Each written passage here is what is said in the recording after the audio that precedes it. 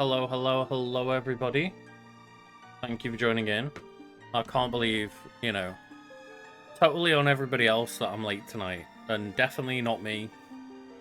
So I can't believe chat would hold me up like this. Can't believe I definitely didn't sit down with, like, dinner at 10 o'clock at night and go, oh shit, that's the time of day it is currently.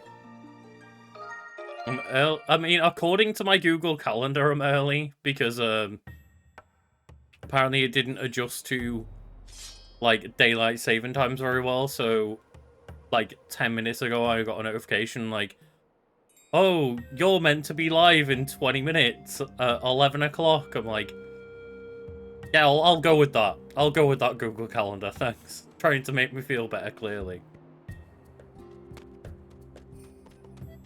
Our delay should have held you till 1. Luckily, I was very responsible and, managed to push back against chat a little bit. Make sure that we weren't too delayed. God, the tumbleweeds. The tumbleweeds are like the bane of my life in this game, because they are a thing that you are meant to catch like a bug, but they just roll away into the walls and disappear.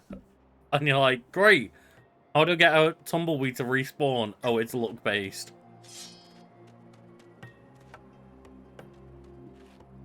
No, just cooking today. I mean, kinda Caden Oryx. Oh.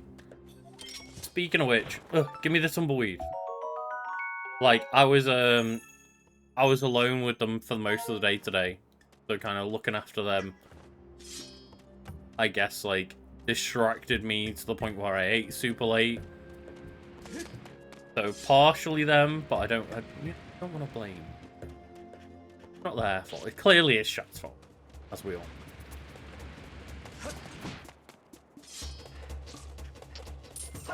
know. It really is very disorienting when, like, you take a bit of a break from this game because of the whole system where to, like, change the camera, you don't just use the right stick, you have to hold, like, the L button on the Switch, which is the equivalent of, like, left bumper, L1, that button. The fact that you'll have to hold down a button to use camera controls is wild.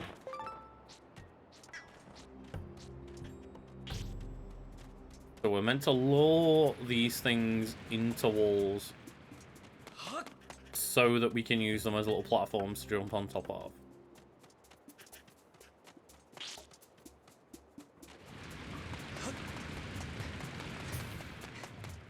You're doing a 10-look Fallout 4 playthrough. Like, I tried out a bit of a playthrough just earlier, like, a different one that was, like, with a few mods. And just tried going, like, full melee build instead to just see the differences. And, like, it is a fun game. It's just, especially, I think the biggest difference is, like, the dialogue options. It's like, I just never really feel like it's as fleshed out as Fallout New Vegas was in terms of the writing and the dialogue. I think that's where, for me... Afternoon, Red Hot. Thank you for joining in. For me, that's where I'd love to have seen them double down of, like, the writing from New Vegas and the faction work and stuff like that is kind of the mods and the faction work and the dialogue and the ways to go through, like, quests in non-combative ways. That was what they really focused on with New Vegas, whereas the focus for Fallout 4, which I don't necessarily think is a bad thing, it's just maybe not for me as much, was the fact that they double down on, like, voice acting and settlements and combat, and I'm like, but that's not really what I come to Fallout 4. That's not really what I came to Fallout 3 and New Vegas for. And it's what I wasn't hoping to come for Fallout 4 for.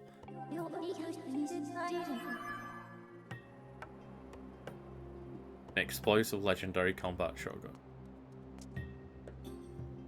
Yeah, I think that's kind of the thing, is like, similar to, I guess probably not quite as exaggerated in Fallout 4, but it was similar with me with Borderlands, where there were certain weapons that I'd unlocked on my Borderlands 3 playthrough that when I wanted to pick up a new save file and start a new character, I was like, but I really miss these specific weapons that I've got.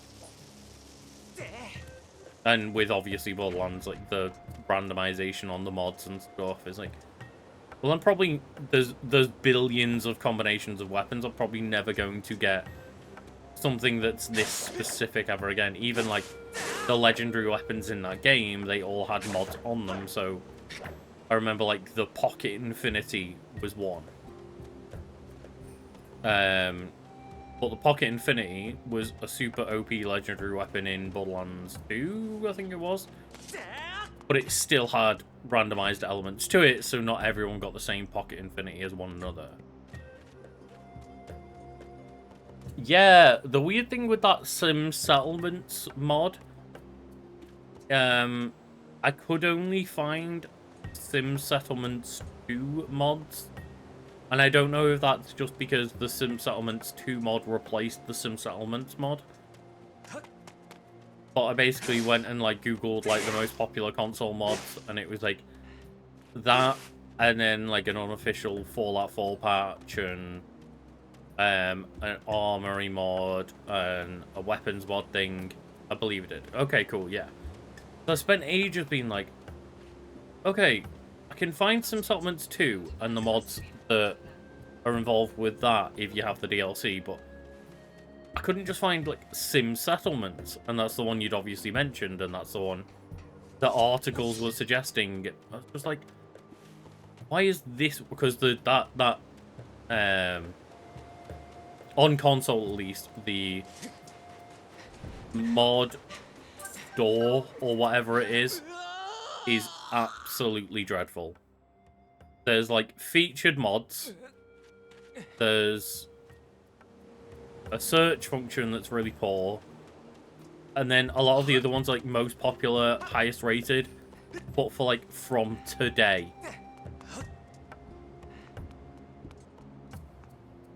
There we go. Luck and strength. That's a pretty funny mod. Like, a pretty funny way to go through it. Just like, I'm going to lucky punch my way through life. But yeah, it was just bizarre that, like, going to the store, for example, and you search for a mod. I figured out that the best way to find a mod that you were searching for is first, like, you know, search for it by exact name, and then scroll all the way to the very last search result. And the last search result was normally the thing I was looking for.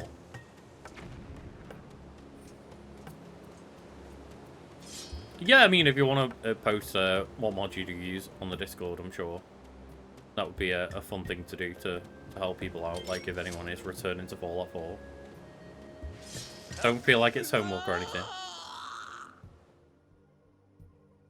Yeah, because I noticed that searching for, like, for example, unofficial Fallout 4 patch was not as successful as searching for, like, UNO4P.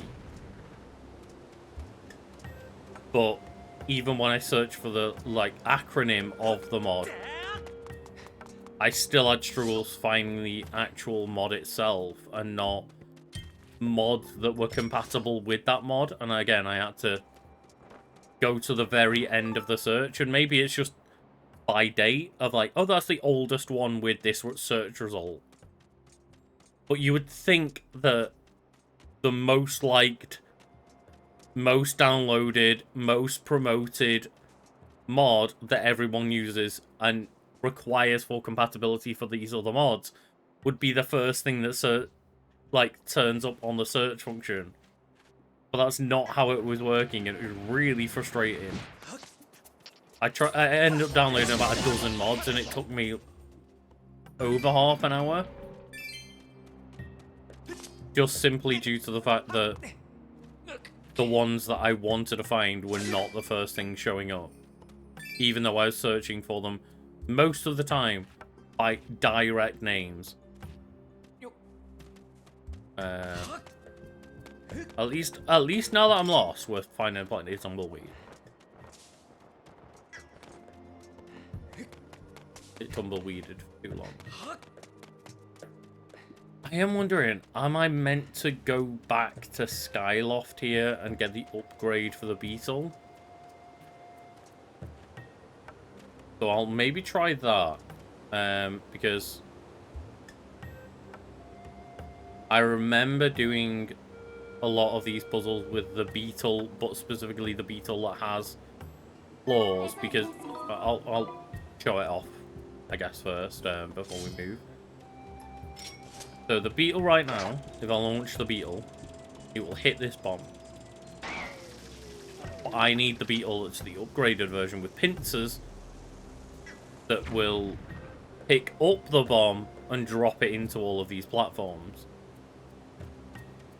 So what I'll do is we will use Amiibo and cheat a little bit, because we do have, although, as far as I'm aware, the one Amiibo that works with this game.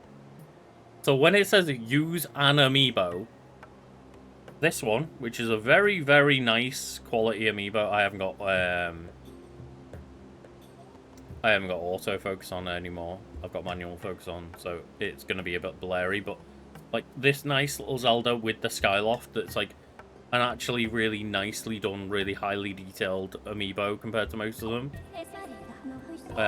This is, as far as I'm aware, the only one that works with this game. And it sends you directly back to Skyloft and then back to where you roughly teleported from.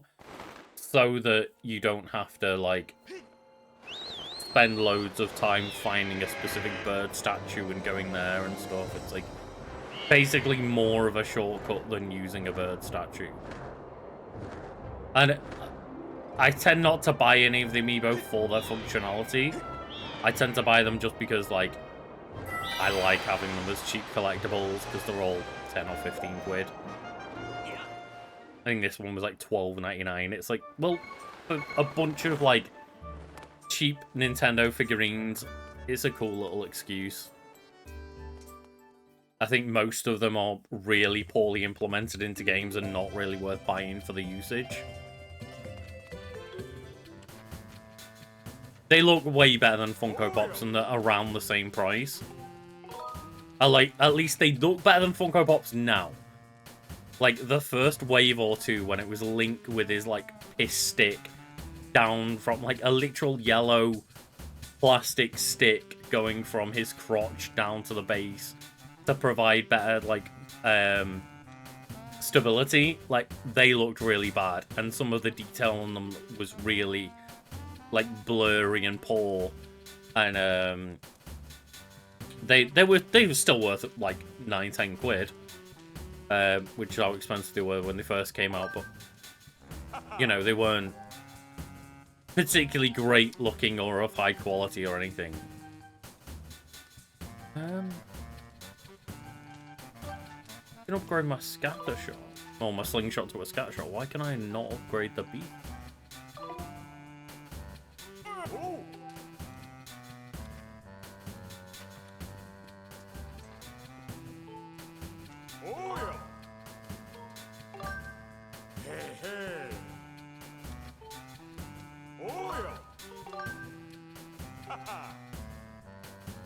Yeah, literally just... I wonder if there's any upgrades I can get right now. Are these mental stuff? We don't really use our shield very much. There were a lot of people that, I've not played it myself, but there were a lot of people in the Destiny 2 community that got quite excited about Remnant 2 when it first came out, about how much fun it was as a co-op game, but it's just one of those of I never got around to playing it, and there's a lot of games that I've, like, if there's any game I'm going to pick up that's a fun co-op experience at this point, it's going to be Baldur's Gate, right? Like, a new game at least. Like, I've still got Destiny on the back burner when I'm doing Destiny stuff, but if there's anything new I'm going to be buying and playing, it's probably just going to be a Baldur's Gate.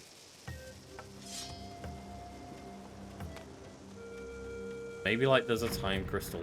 Yeah. Oh, that's it. Ah, yes, I remember. There's a time crystal under that rock. And I'm just being very silly.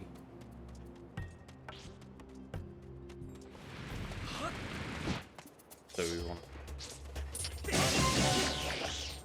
Okay. There's no way to push this? Oh.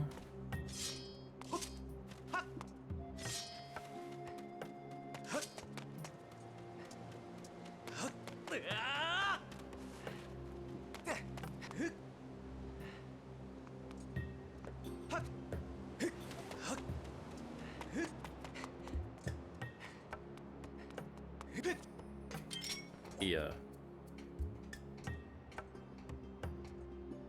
Hope that just rolls in. There we go.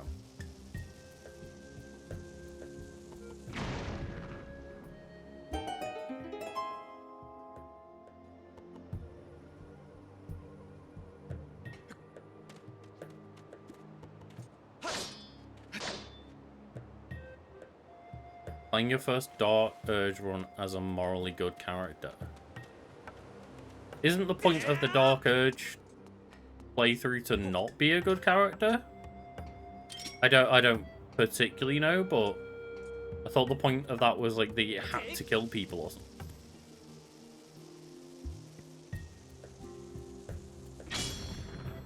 Also, yeah, I do think the YouTube algorithm's been like, you can resist the urge to kill. Okay, cool.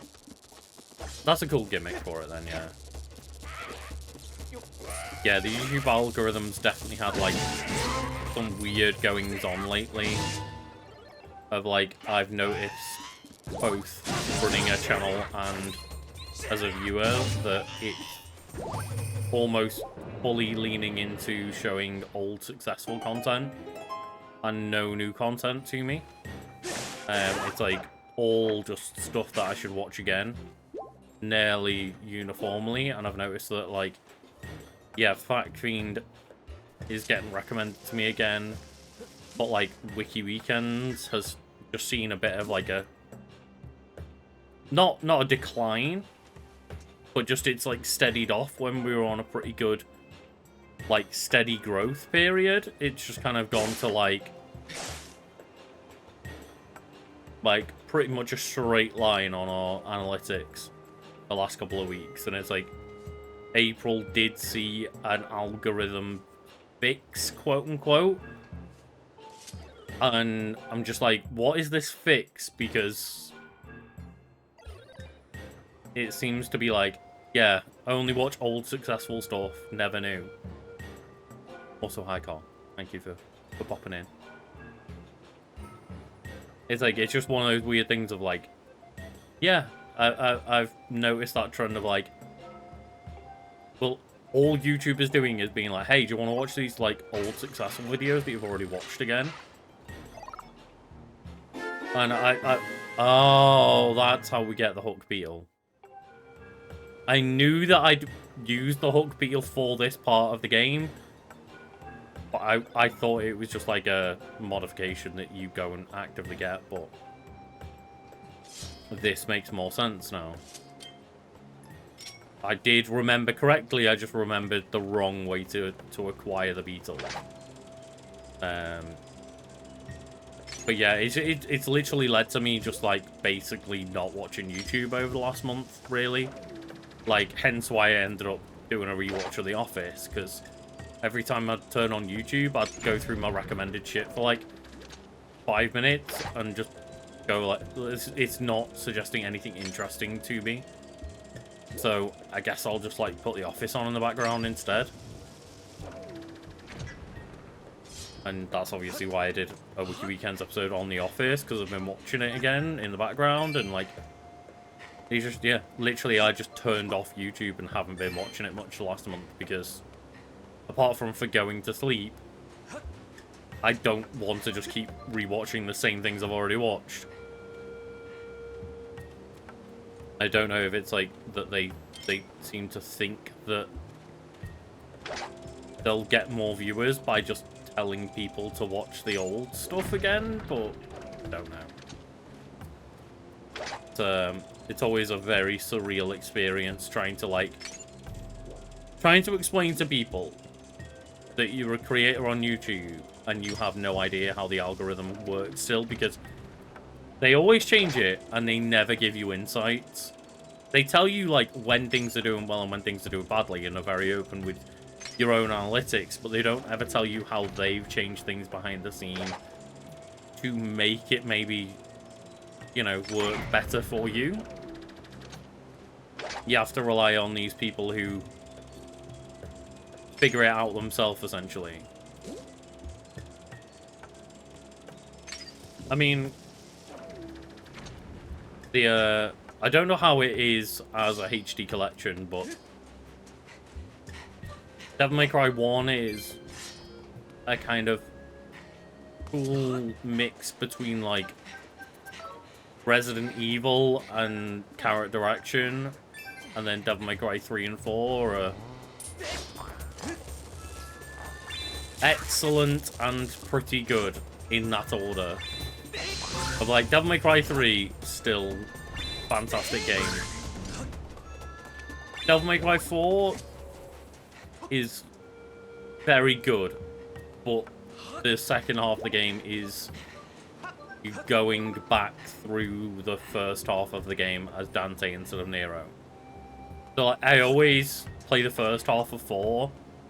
Like, no man, I gave this a bit of a bad rap. But then I get to the second half where you're playing as Dante and go, oh, I don't have the Devil Bringer anymore, so my combos feel like my combat feels less fluid and slower. And also I'm just experiencing the entire game I've already experienced in reverse, including boss fights. So it's definitely a weird experience. I think Devil May Cry 3 is probably the only Devil May Cry game where I flat out just say, yeah, there's nothing really wrong with this one.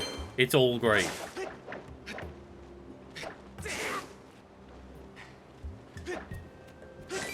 Yeah, no worries, yeah. Like, 2, not a good game.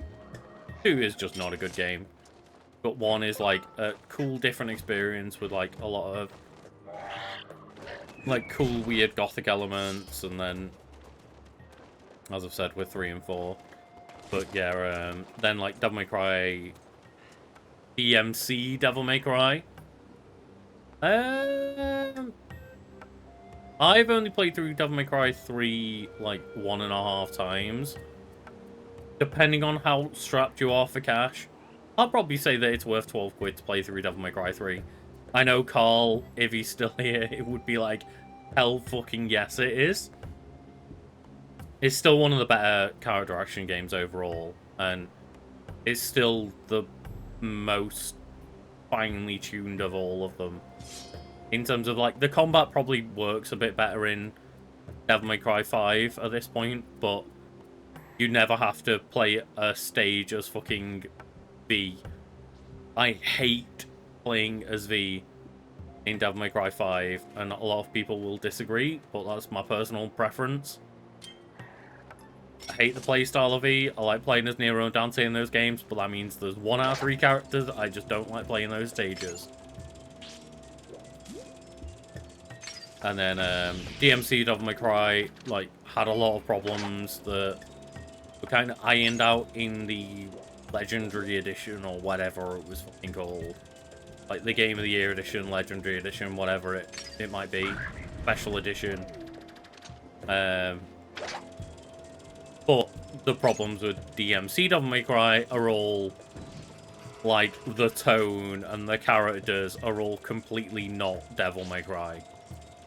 So if you already like Dante and Virgil and that like kind of vibe and world, then it feels almost like it's kind of betrayed its source material a bit. But gameplay-wise, by the time they get to like the definitive edition of that game, which it may also be called, I can't remember what it specifically got the subtitle as, but the secondary improved version of that game, the gameplay is fantastic. I'd say DMC4 is probably the second best out of that collection. So if it's for the sake of like the extra £4 for Devil May Cry 4, if you can't get it separately for like the £4, Devil May Cry Definitive Edition. Yeah, I thought it might be. I wasn't sure. As soon as I said Definitive Edition, I was like, that one sounds right. But yeah, Devil May Cry 2 is straight up the only one I wouldn't recommend out of that collection. Out of any of the Devil May Cry games, really. I would just say, like, the rest are all worth giving a shot and seeing how you feel about them. There are people who prefer pretty much each version of the game, apart from 2. There are always some people who say that 1 is better, some people that say... Most people say 3 is the best, but some people really are like, you know, big defenders of 1, some people are 4, some people have DMCs, some people are 5. No one's really a defender of 2 in terms of saying that's the best one, but I'd say Devil May Cry 3 is by far the most popular vote, but there will be defenders of the other ones. I think I've seen, like, the Devil May Cry, like, yeah, remake trilogy, like, yeah, £7-8, which is a fantastic deal. But for the extra, like, £4, if you're not, like, you know, gonna not be able to pay rent because of the £4 or whatever, like, the extra £4 is definitely worth getting a Devil May Cry 4 and see what you think of it. I think Devil May Cry 2 is more of a game from, like, a different series, if anything. It's more just the Devil May Cry 2.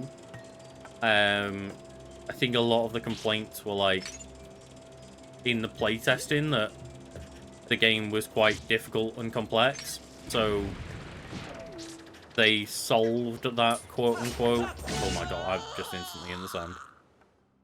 I think the solution to that was basically just so that they overpowered the guns. And Devil May Cry 2 is already, like, not a greatly designed game, so it was a different team and stuff. But on top of that, none of the combat is fun, because the best thing to do is just shoot guns. Like, literally, he's got Ebony and Ivory, which are just 2 pistols that you shoot on loop. And the best thing you can basically do is just shoot Ebony and Ivory and not do any cool combat or build up any combos or anything. It's like, it's just more efficient to just shoot the 2 boring guns at enemies. Plus, on top of that, you know, the character is super drab and doesn't have much personality. Like, Dante, of all people, kind of loses personality, which is really not very Dante. He becomes, like, I think he's the oldest he's ever been in Devil May Cry 2, and he's just, like, really boring and trying to be super serious, and it doesn't feel like much of a Devil May Cry game, other than the fact that, like, you know, Dante is in it kind of thing. And then Devil May Cry 1 was the game that was originally Resident Evil 4. And they changed it. They basically, like, made up a new genre in trying to make Resident Evil 4, and went, yeah, this shouldn't be Resident Evil 4, and made it its own series in Devil May Cry. But that's kind of why the first one is, like, set in one location. It's a big, like, gothic castle, and it feels very different. It doesn't feel as much of, like, a character action game, because they basically had only started making character action games with the first one.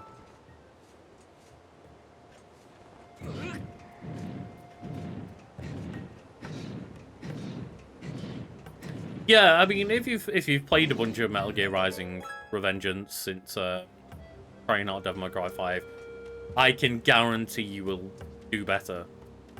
Almost definitely, because at the end of the day, they're both pretty fast-paced character action games where you're relying on combos and parries. I can definitely see how experiencing Rising Revengeance would help you with playing Devil May Cry 5.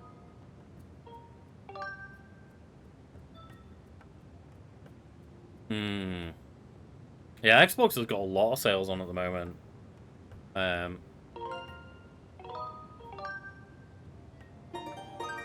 The one I'd say play is Resident Evil 4. The one I'd say play if you've got a friend to play with you is 5. And the one I would say avoid is 6. Just avoid 6. The Leon campaign is okay in 6 if you play it co-op. But for the most part, 6 just went out of fucking... Like, 4 is when it went from survival horror to just, like, action horror. And then 5 was just a straight-up action game, but the co-op was really fun.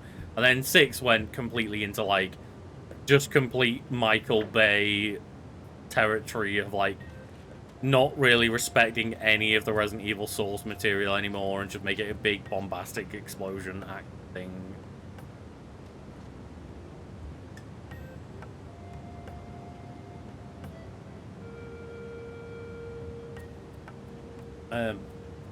Yeah, Biohazard is the one that I don't like. It's too scary for me. Village is the one that's by far and away the closest to Biohazard, both in gameplay and in tone. But I think if kind of like you want that, if you want that horror experience, like the RE2 remake, and then the RE3 remake, and then the RE4 remake, are probably like 3 to go in succession of that. I think you mentioned like you didn't get grabbed by RE2, was it, that you played as much? But yeah, the first person element like got introduced with Biohazard and then was in Village, so if you didn't enjoy the kind of tanky third person controls, you may just not get on with any of the other Resident Evil games. Potentially, because they are all that kind of third person, over the shoulder experience. Obviously there's like, go all the way back to Resident Evil remake from like 2001 or whatever, which is like the top-down-ish puzzly style, but there's definitely nothing as scary as Biohazard, I don't think. Like, even Village was more kind of a mix between action and horror than Biohazard was. Biohazard seems to be by far and away the scariest of all the Resident Evil. And that's like... It's weird, because Biohazard is the name of Resident Evil in Japan, but to us, Biohazard is Resident Evil 7.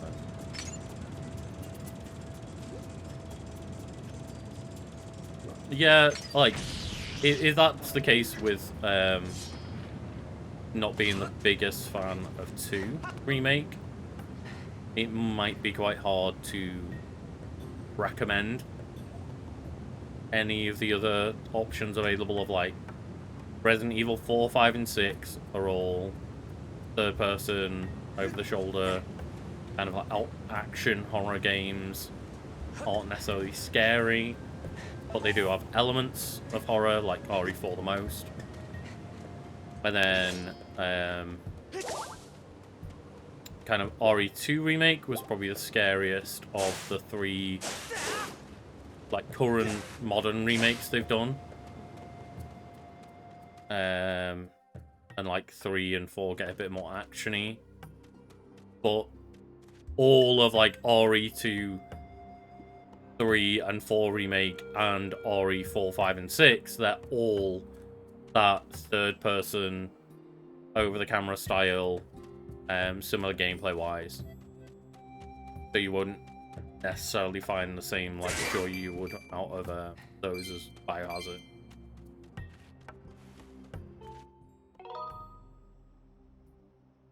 Alan Wake 2 Ahead was pretty jump scary, yeah.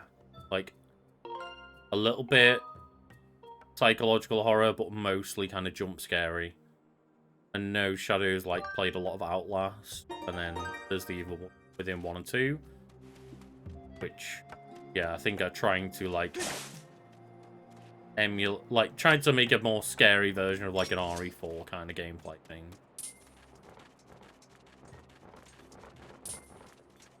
Wise. Shit. This is what I think is maybe the coolest mechanic of Skyward Sword, where it becomes way cooler later in the game because they're not in the second time you come to Lanayru. It is admittedly way more interesting than the current variation, because right now they're introducing you to the time crystals, but later on the time crystals are able to be moved. Whereas right now they're just in static spots. So it's way more like puzzly at the moment. But the fact that you get these little zones that completely revert time by 1,000 years or whatever the fuck it is.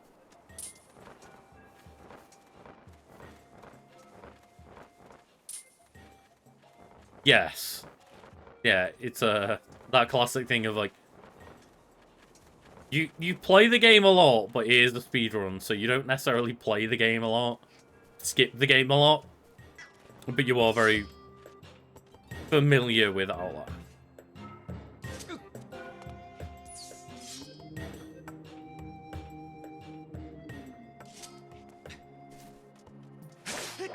Yeah, I'll let Red Hot speak to when it comes to Evil Within, because I have not played those games. All I know is that they are meant to be horror-y. I think they're made by one of the people that originally made either RE1 or RE2.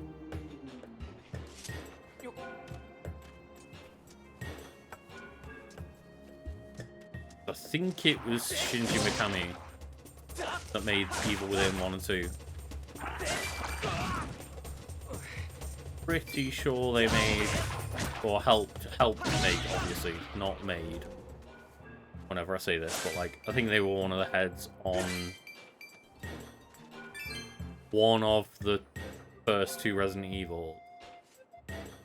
And then way down the line, you know, split from Capcom and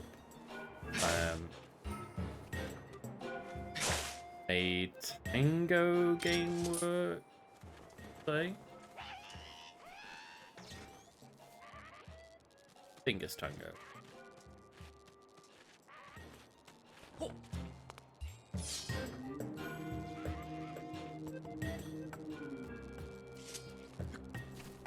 I've made chapter 3 playing properly. I mean, that's like, that's almost a more true speedrunning experience of like, I don't know how to beat the game, but I do know how to speedrun the game. That I can't actually play the game properly, but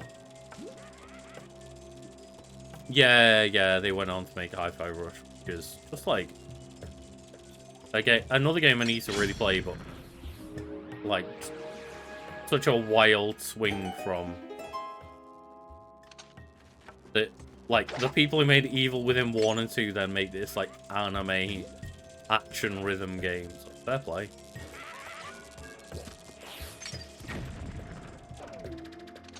That bokoblin just ran itself out of time to avoid that bomb.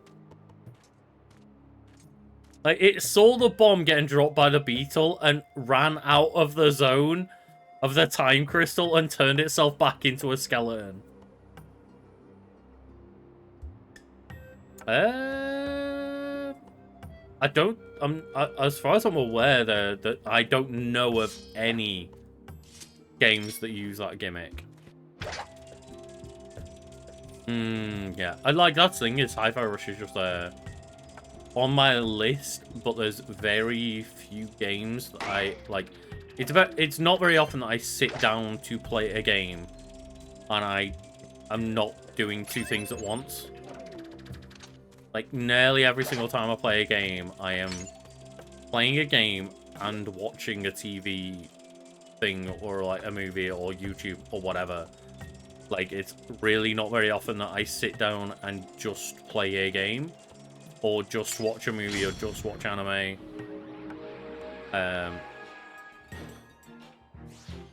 So that's kind of the reason why I haven't played Hi-Fi Rushes, because basically since Hi-Fi Rushes came out, I've not felt the urge to do anything while not doing two things at once.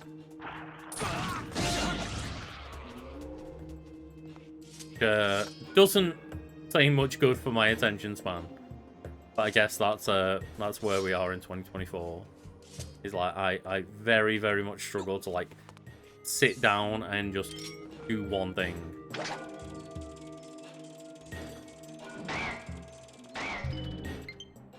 Oh no. Come on, let me through. Let me through. No, we're going the wrong way.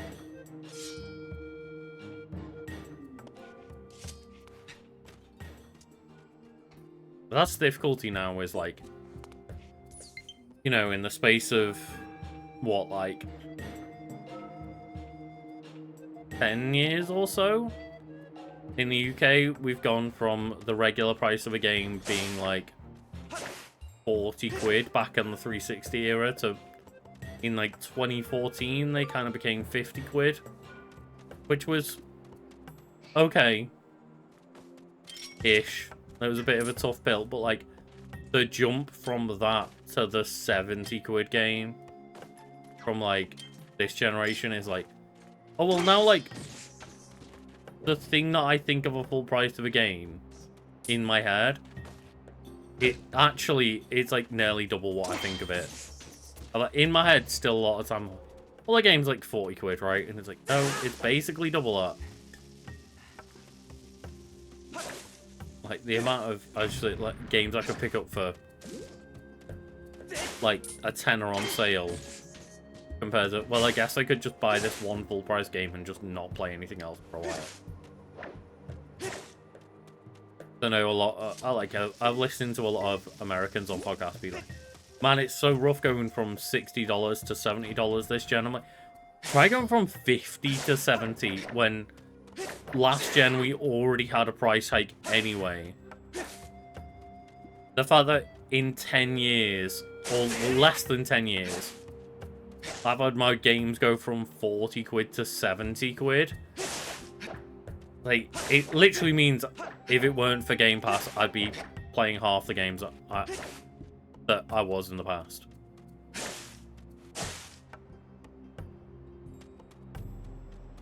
And realistically, probably even less if it weren't for Game Pass, because I've got Destiny.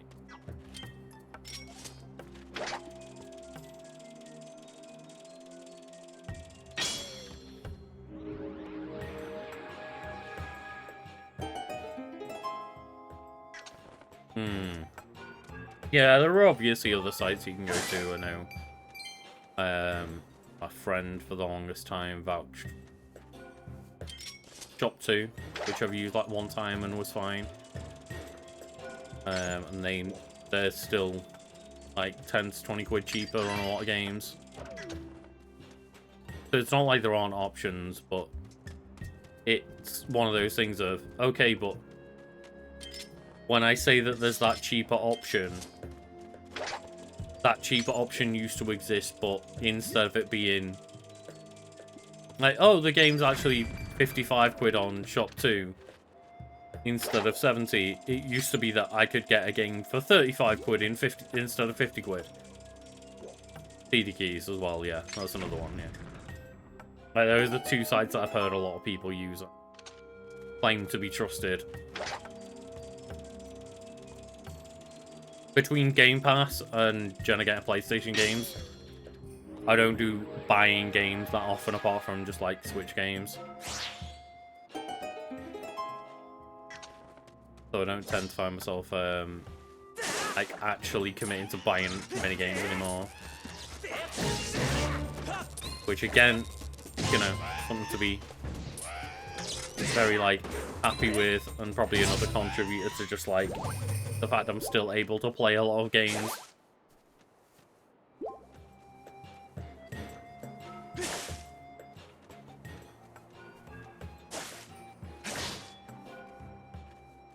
So we kind of, I guess if we go into this now.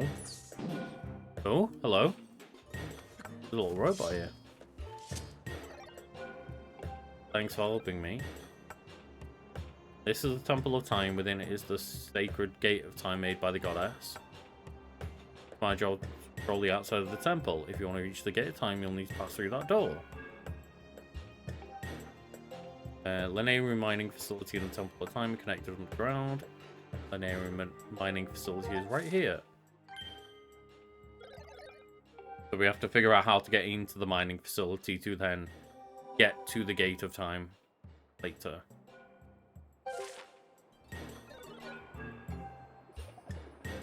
Thank you for moving out of the way, good sir.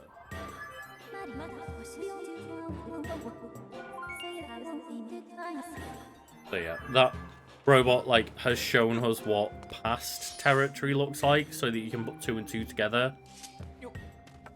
And with both versions of the map, both in the future and the past, you can figure out how to get to the temple properly.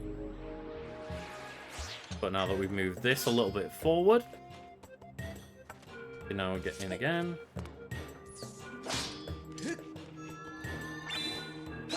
There we go. I'm surprised I hit that first time, to be honest. That goddess cube.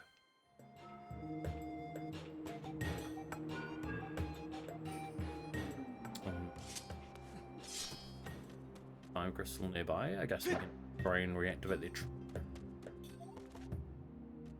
Actually, I don't see what there's the point in. Cool. What's going on at the moment? We are working our way to temple number 3. Skyward Sword. We're just like working our way through the Lanayru Desert, where you basically like use time crystals to switch between past and future. So we're trying to make our way to temple, but I think we have to use... We have to make our way to the temple, but in the past.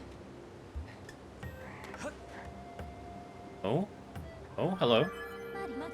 Why now while we're in Quicksand Fee?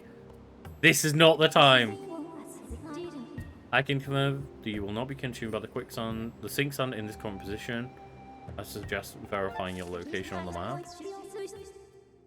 There is a submerged path beneath the sink sand. It's possible to walk along a route above this path without submerging sink sand. Simulations suggest that placing beacons to mark a safe route along these paths would... Beacons? Okay. So first of all, place a beacon here. Here, where there is an insect detected.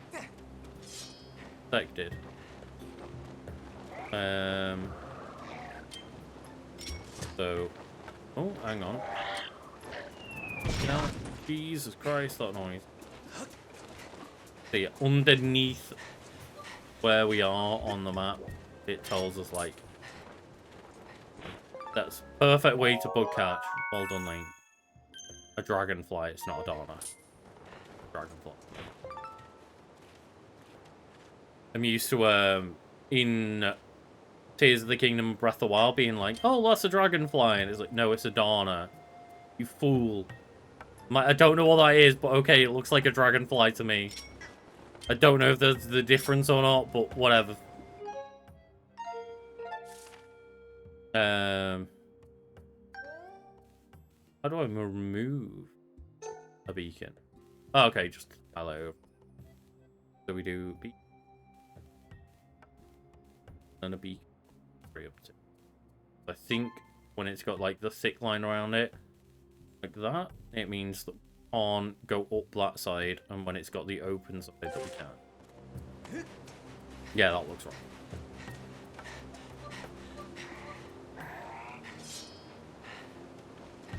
So yeah, there's certain parts of the sink sand that we can walk on top of, and just got to utilize those beacons to try and send us along the right path.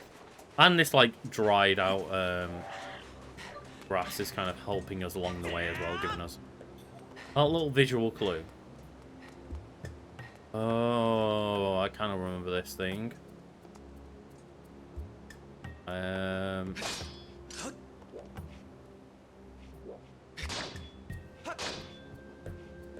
Has this got to be set in the past? Because we got to stab into it.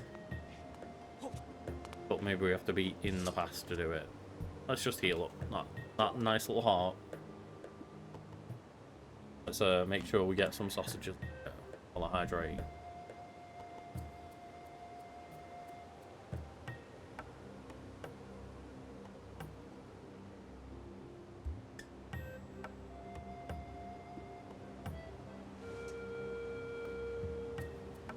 I like how this has gone from, like, do I pay 12 quid for 4 DMC games?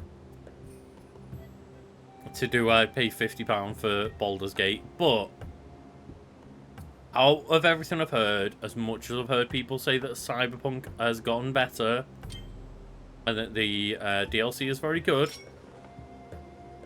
I cannot say to get Cyberpunk over what I've heard about Baldur's Gate.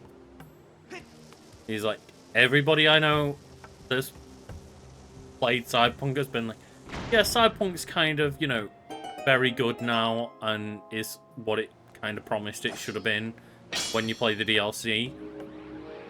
Whereas Baldur's Gate has just been people obsessing over how every part of the game is incredible. Yeah, totally. Like, a lot of people are saying how good, like, Cyberpunk is now. And how it, as I say, it is kind of what it promised to be. However, I've heard like another level of love for Baldur's Gate than I've ever heard from even the most like passionate of Cyberpunk people. Like the most passionate Cyberpunk people compared to most Baldur's Gate fans.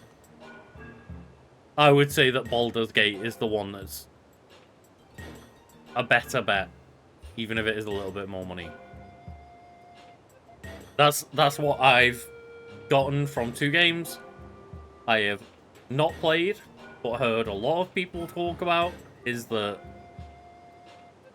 yeah, like, Cyberpunk is great now, but Baldur's Gate is, like, on another fucking level.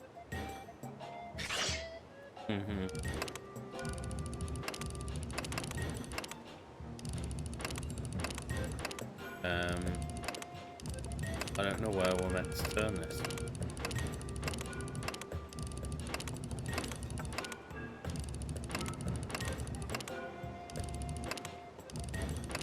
Oh.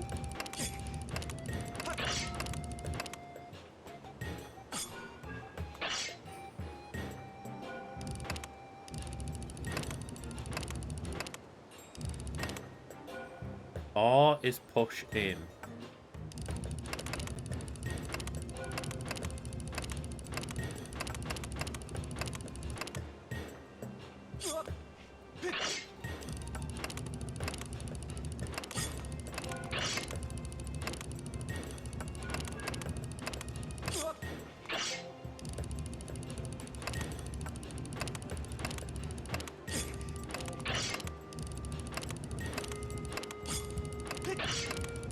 I'm trying at the moment to just trial and error this shit.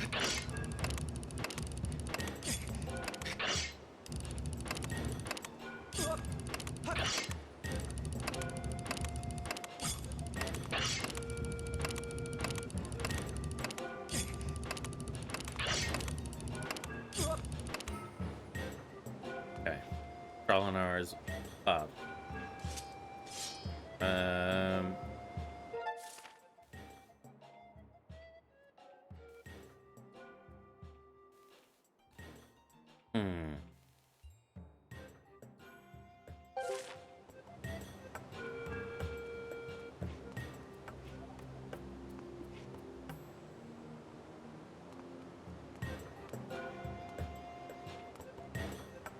next guess is to try over here somewhere.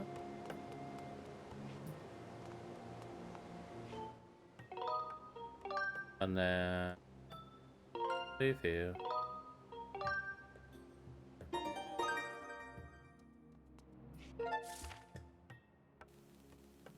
So we want to be going up to this area, clearly.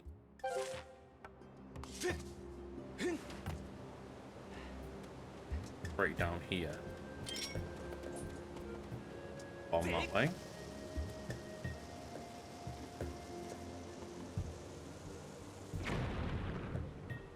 And then maybe that'll give us the answer to whatever the fuck to do with that puzzle in the middle. Oh. This straight up, like, might be the temple.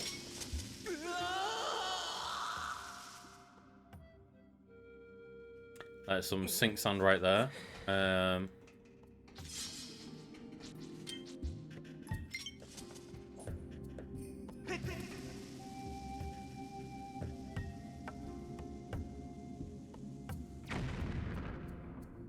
Oh.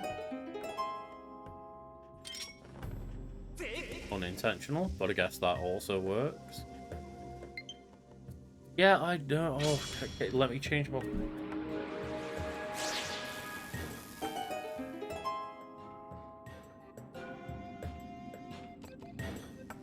Bear with. I'm just trying to plot my Joy-Cons onto my Switch to charge these ones. Let's hope my other Joy-Cons have got charged. If not, I've got not a Pro controller, a wired controller next to me.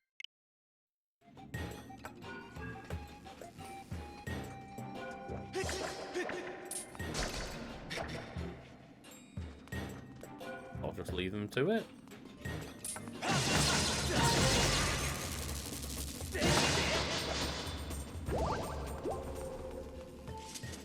Don't really know what to I do have a low battery, and the worst thing about like that is that instead of that little like low battery notification that's like nice and polite and just stays out your way, it's kind of like, hey, battery. In Skyward Sword on the Wii, one of the most annoying things about Fee is that Fee fight faux form would be that every time you had low battery, she'd pop out your controller, like out your sword, and be like, "Hey, just to interrupt the gaming experience, by the way, did you know that you got low battery? Probably get some new batteries inside of your Wii remote, and I'm gonna come up and interrupt the game and have a proper text block about this and annoy you."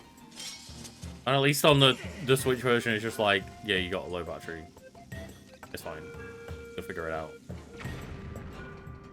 But yeah, straight up B5 faux form, every time you would get low battery, she would like automatically jump out of your sword and be like, hey, you want to maybe sort out your battery situation? It's like, no, I don't. I don't want to be reminded every 20 minutes by you breaking up my gameplay experience of being like, hey, go get some battery. Got a low battery. It's like, just give me a tiny little prompt. You don't need to interrupt my entire gameplay.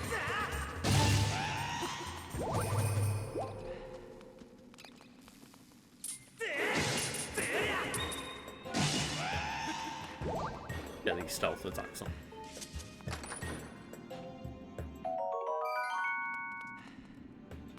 But yeah, the Zelda games, especially around the Wii period, they didn't really 100% know how to respect your time.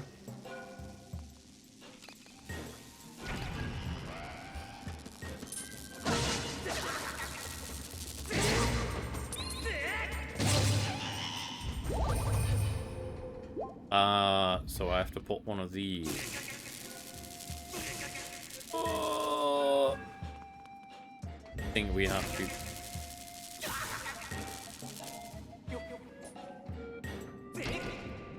Throw them into there as like a power source.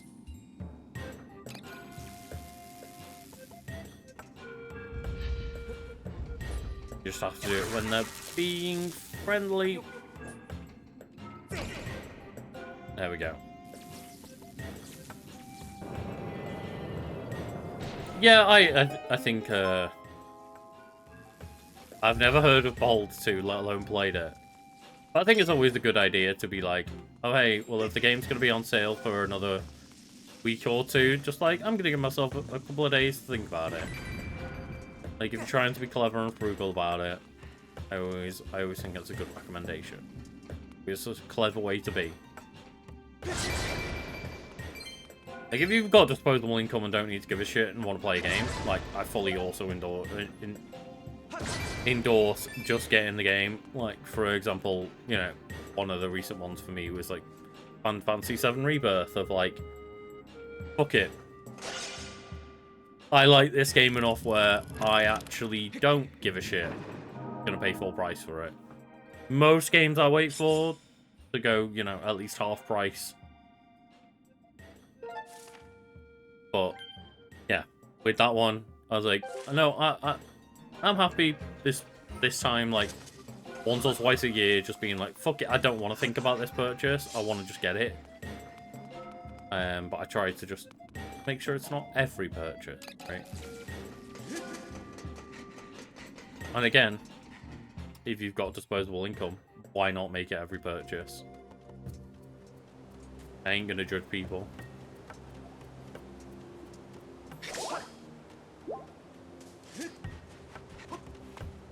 There's one great part about when I first got a job and was like living with my dad rent free. Of just like, fuck it. I'm getting paid like a few £100 every week and I have no responsibilities. I have no bills to pay. I have nothing. Just like, let's be irresponsible for a few months before I start trying to save up some money. Beholder 2 is 90% off. I would definitely say you're going to get better value for your money. I don't care how much Beholder 2 costs, but I'm going to say that a better decision would be to get either the 4 Devil May Cry games or the 3 Devil May Cry games for £8 or £12 than buy Beholder 2. I'm sorry, Beholder 2, but Devil May Cry is like a franchise worthy of that respect.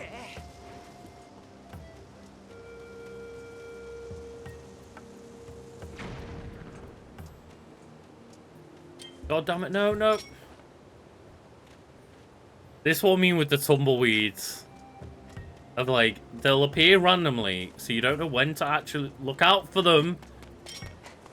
And then you'll try and get them. And then all of a sudden, like, the moment you hear it or see it, it's already, like, running into a wall and disappearing. They are, like, similar to, the bugs or anything. It's £1.24. I'd still go for the £8 DMC trilogy, I'm not gonna lie. So, like, you look here, similar to material of, like, getting a monster claw from killing a monster, or getting Eldin ore from a rock. Like, a tumbleweed is a material used in crafting. So when I want to upgrade my bug net to make it a big bug net, I need, like, 3 or 4 tumbleweeds. But every single other material is something that you get that's like a static object that just sits on the ground. And tumbleweeds are just randomly spawned in, and most of the time have hit a wall before you realise they're even coming.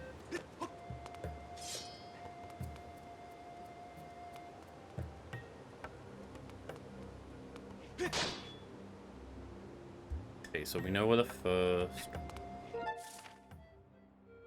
So we have to go to, at the very least, this place here. And then maybe down here as well.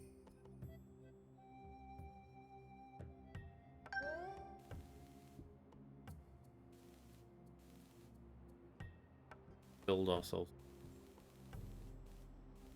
Actually. Yeah. Yeah.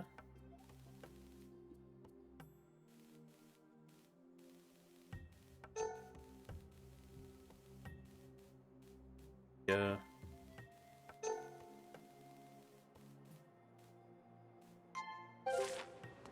Connect the dots.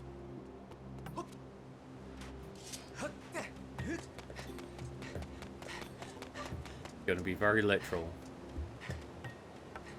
Make sure I'm just following the lines.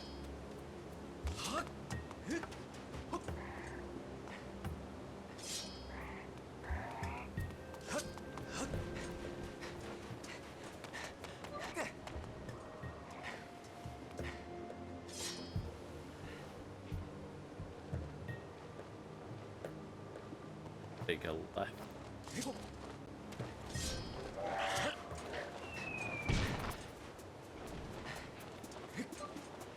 Thinking.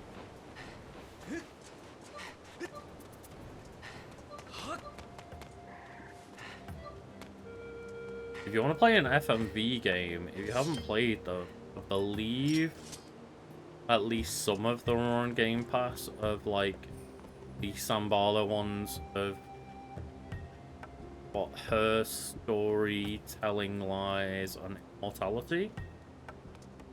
I know Immortality was on Game Pass for sure.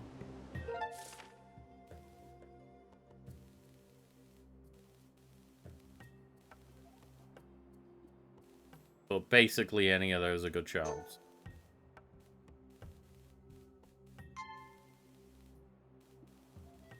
If I'm remembering the names of the...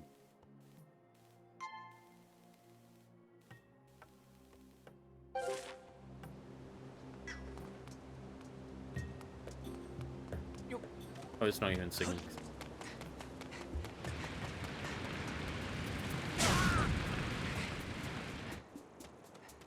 Yeah.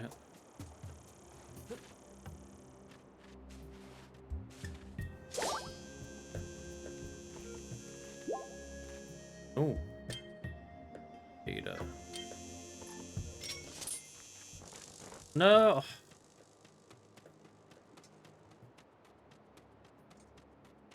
I can't just... Yeah, no. Don't act. Really.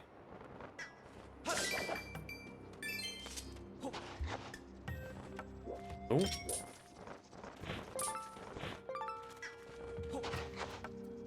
Yeah, I can't remember how much bugs take a part in, how much they play a part in crafting and how it is just a way to earn money with the bugs. Can't remember how specifically important bugs are. But the tumbleweeds are specifically a crafting item that help with item up.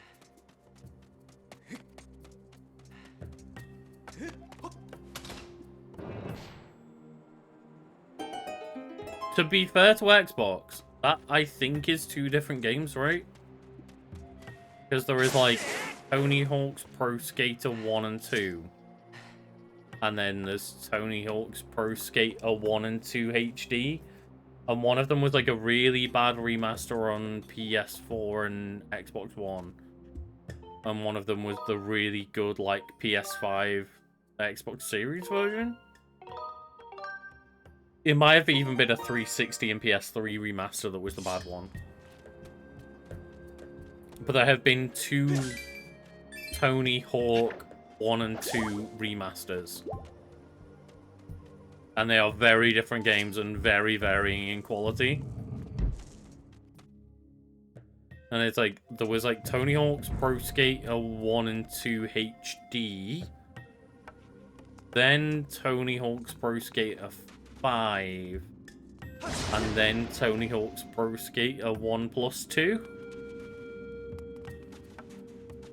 And yeah, they are very different because like the newer ones are really good. But it does lead to that weird scenario of like they're basically, yeah, you own the 2021 version, yeah. I vaguely remember you mentioned that you enjoy like the good version with like the actual like good soundtrack and shit. Like yeah, there is a version that they did previously, which is the bad version that you want to avoid.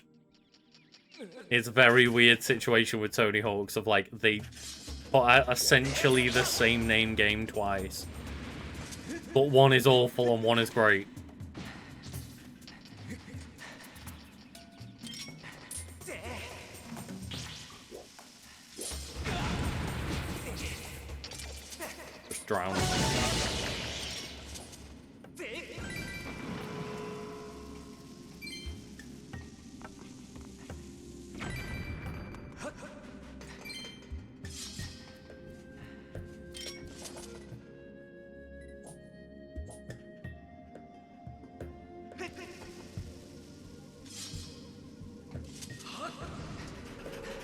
There was the good old dark times of Tony Hawk. Getting that 1 and 2 remaster that was just the biggest disappointment. And then besides it, we had Tony Hawk's Pro Skater 5 and Tony Hawk's whatever the fucking skateboard one was. Was it Ride? Where you had the physical skateboard? God, that's maybe a Wiki Weekends episode to do one day of just like different gimmicks that the Tony Hawk's franchise went through.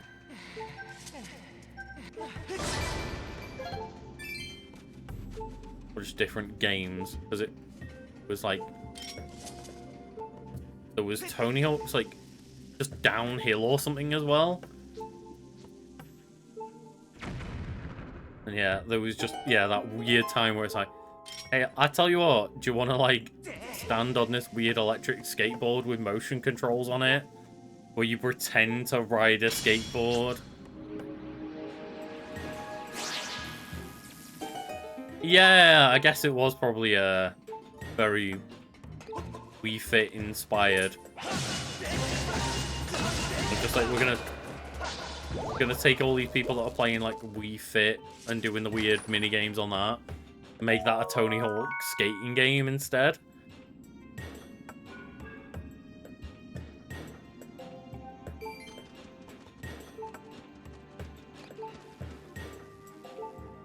But then there was the weird, like, motion control aspect to it. Well, not like motion control necessarily, but with like a infrared reader on the side of the skateboard where you had to like push your foot past the board as if you were, you know, what's the verb? Pushing a skateboard with your feet? You're not like you're not pedaling a skateboard.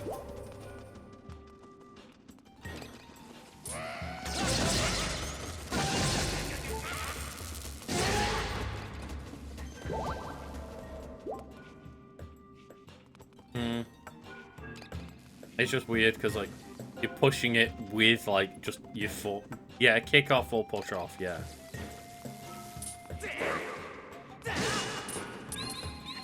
Trying to think now of like what adjective or like what verb English what verb is used for like the foot pushing the skateboard. Is it pushing?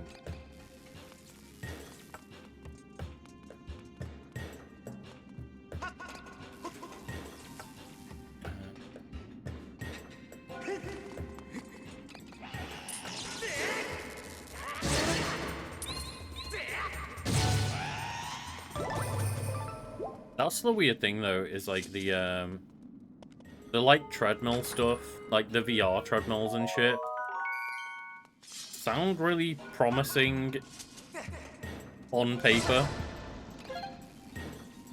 Maybe not in real world applications, but there was that one going around not long ago of Disney having like this floor where one of the executives was showing off, like, as they walk away from the center, the floor was bringing them back towards the center automatically.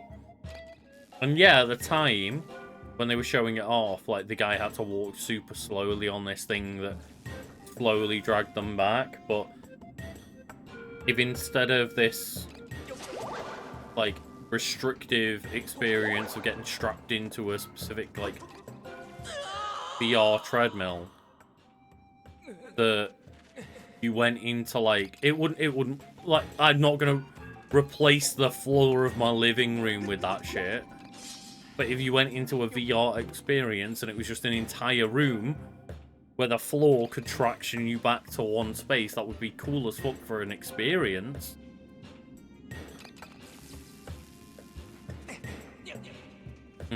Could be the same thing, yeah, of like using that same technology in a different way. But like, that doesn't sound like a good thing for, as I say, like a living room, but it does sound like a cool experience in general.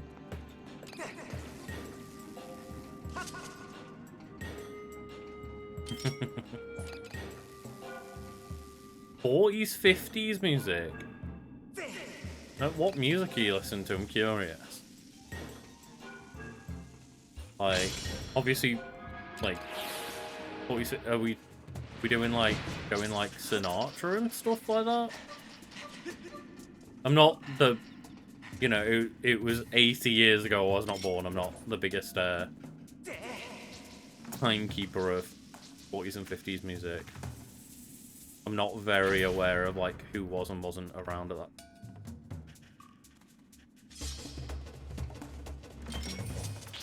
Come on, Mr. Krabs.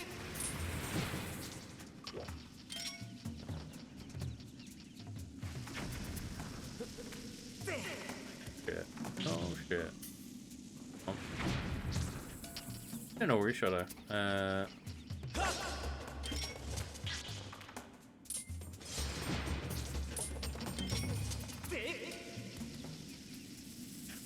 Like, am I meant to have a bomb prepped for them?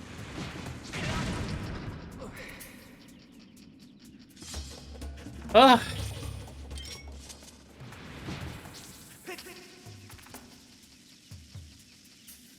But is that just a...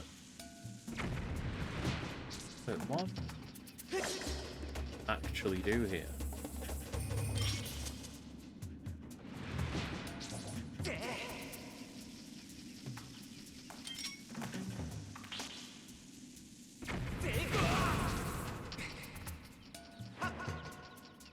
Only...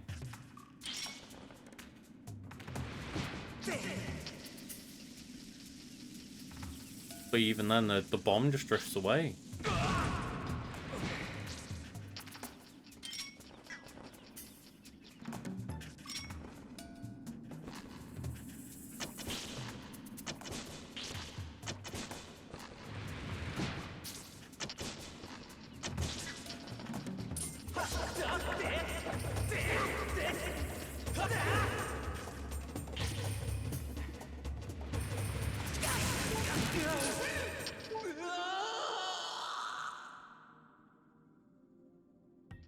Okay, so that crab was really being stopped by that little difference in ledge for a good while, and then all of a sudden on that one, when I move back a bit, it just decided it doesn't give a fuck about that ledge anymore.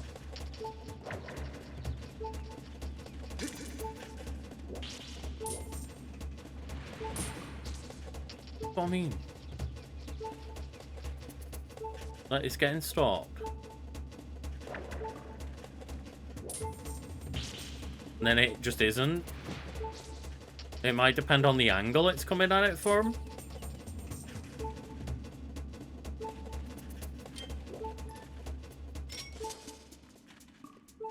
Can I, like, chase it?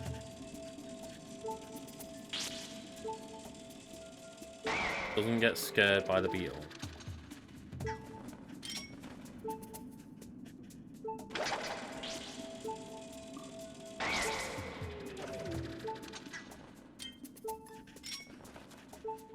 By the beetle.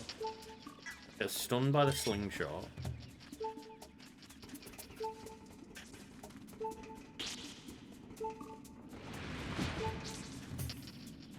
But then it's too far away when it gets knocked back.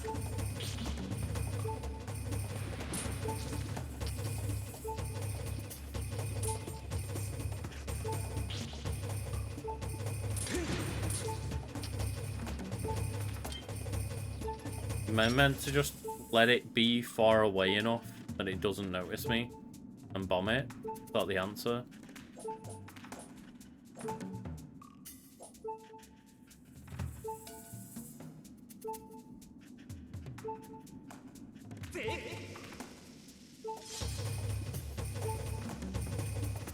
But it's moving, the bomb is moving, and it may notice me.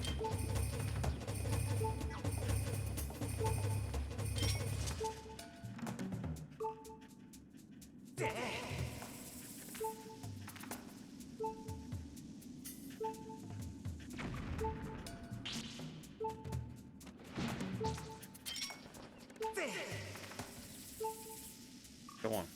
Go on. Blow it up. Blow it up. Okay. I really don't know what the other option there was, but that doesn't feel intended. Oh, you fucks.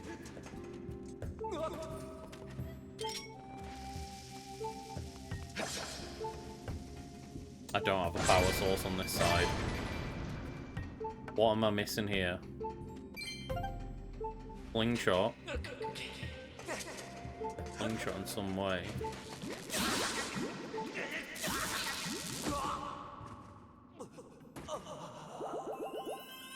Glad we got Fairy. But yes, I think the Devil May Cry bundle is a good show. I mean, each game's like 4 to 10 hours long. Maybe a bit longer if you got 4. You get plenty of hours out of it. You'll get you'll certainly get an experience out of each game.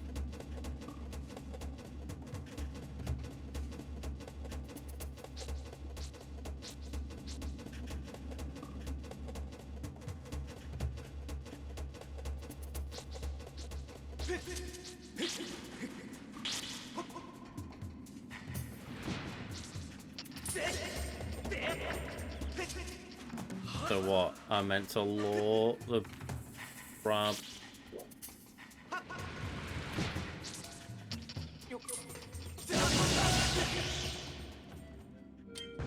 Then got that.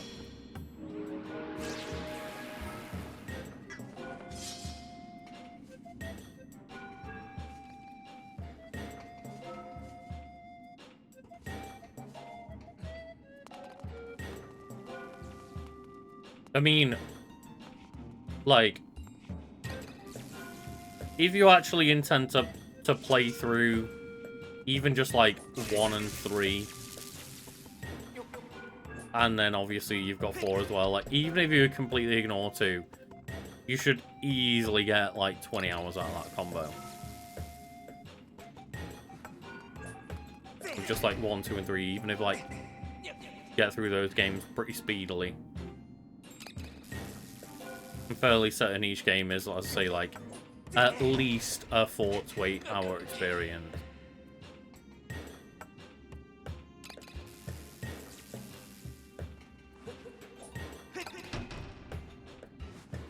Yeah, like, I get that, of, like, the pound per hour thing, or the dollar per hour thing. I also, like, I disagree in the one sense of, like, well, if I'm playing a game that I'm not getting enjoyment out of for 20 hours, then no, not worth it. But if I'm enjoying those hours, then I get that. Like, I replayed through Final Fantasy 13, and I played it for 40 hours, but how much of that game did I enjoy playing? A couple.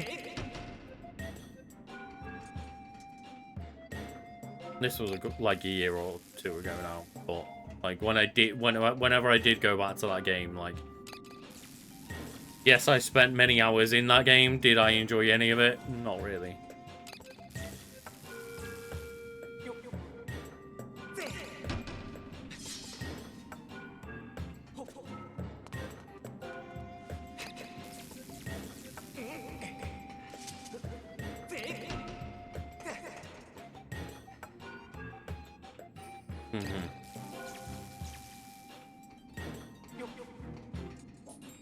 Yeah, I totally get that.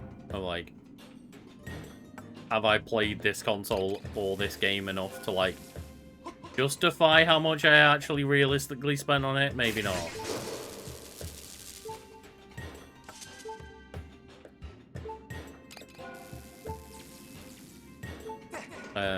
I mean, I think it's a really good shout, is like going and re-examining a series like I am doing with the Zelda series right now.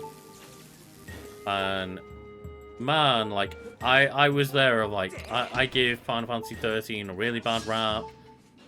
Like, I really enjoyed it the first time I played it, but thinking about it, I just don't think I'll enjoy it. Like, and I shit on it a lot. And then, you know, going back and playing it and being like, from my perspective, I was very right. But, like, not necessarily everyone will agree. Sure, there are plenty of people that do enjoy playing through Final Fantasy 13. I've heard many of the Final Fantasy, like, I guess, the yay-sayers. There are plenty of people that defend Final Fantasy 13 till their death. Because, I guess, Lightning looks cool. Which, yeah, the characters are pretty good in that game, and Lightning looks cool as fuck. But just that trilogy is not great. And Final Fantasy 13 2, I think, is the only good, like, actual RPG in those two games, personally. But I like the characters in 13. The world is very cool. I think 13-2 is a much better game, but I really don't like the fact that the only two humans that you get in your party are Sarah and Noel. And then in 13-3, I don't really like the game, but I love the fact that the entire combat gameplay element is based around fashion. And then the moment I, like, mention that I don't like 13, it's like, you never gave it a chance. I'm like, I gave it so many chances that even when I'd already decided I didn't like it, I gave each game a third chance and played through most of them again. And then even when I try and explain that, people are like, no man, you just don't get it.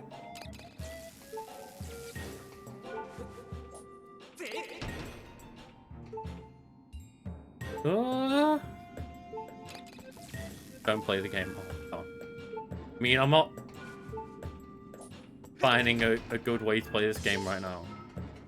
Don't know what I'm meant to do here, and I think I'm playing the game very wrong.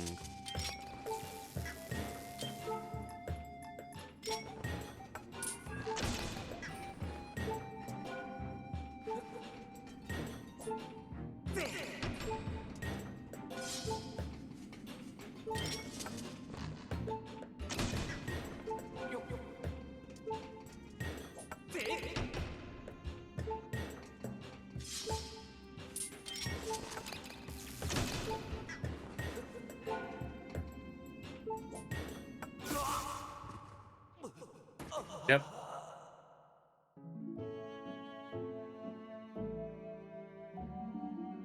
Like, I'm actually, to a ridiculous proportion, lost in this room.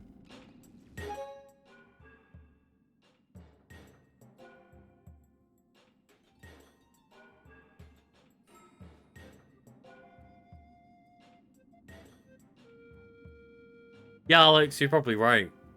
You're probably right. This is probably why, like, the entire game in this room has felt like I'm playing it in the unintended way.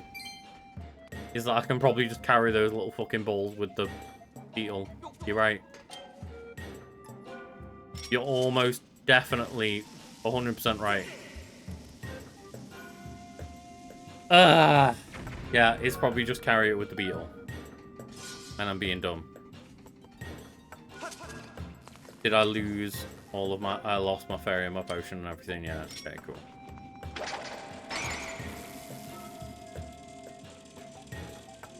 Thank you, Alex. As much as, you know, this is now on my permanent record.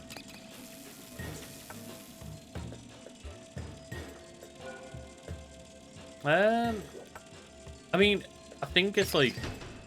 Maybe puzzle design wise, like this room is quite 2001 maybe, but like I definitely think it looks way nicer than a PS2 era game. If that's what you're trying to think. I think it's very like harsh to call it like 2000. Oh, okay. I was gonna say like maybe puzzle design wise, like it's very classic puzzles. But I was like, I feel like it's a bit harsh to say that Skyward Sword looks like a game from 2001. It's very much a cleaned up version of what, like, you know, the GameCube, PlayStation era games look like. This was 2011, yeah. But obviously with it being on the Wii, which was a bit behind, it looks, this is the HD version, which is, like, nice and polished and wide. So, yeah, like, just, it very much kind of, like, looked okay at the time. But I do very much think that the art style holds up.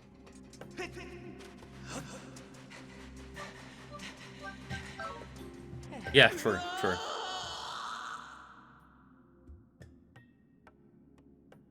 I always have to appreciate that people watching on various different devices.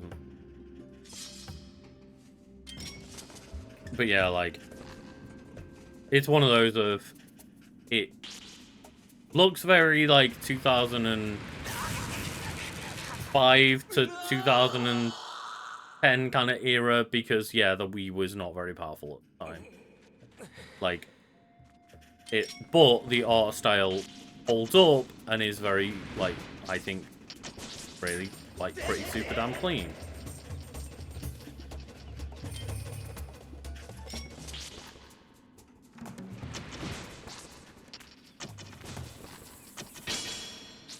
Like, I think the HD versions of, like, Wind Waker and,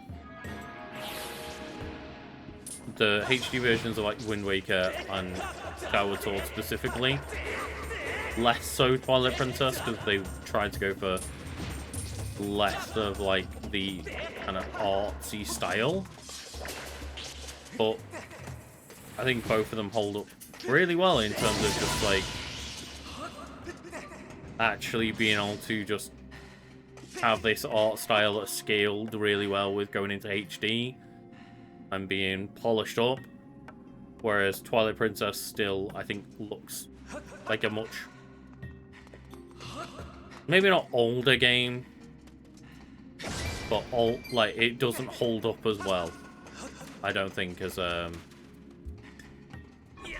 maybe Skyward Sword and Wind Waker do in their HD versions, just in the sense of, like, yeah, it's one of those things of, like, trying to go for a darker, more quote-unquote realistic and kind of gritty art style. It makes it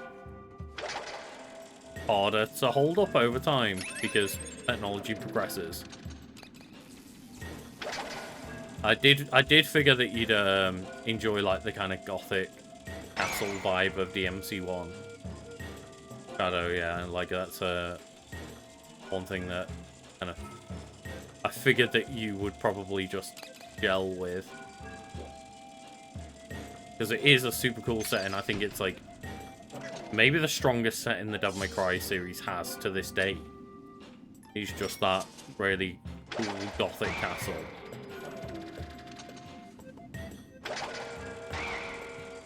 Or the fucking Arrested Development joke of, like, the gothic asshole.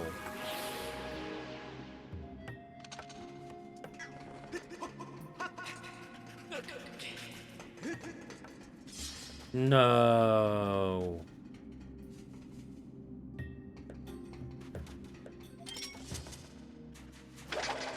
Yeah.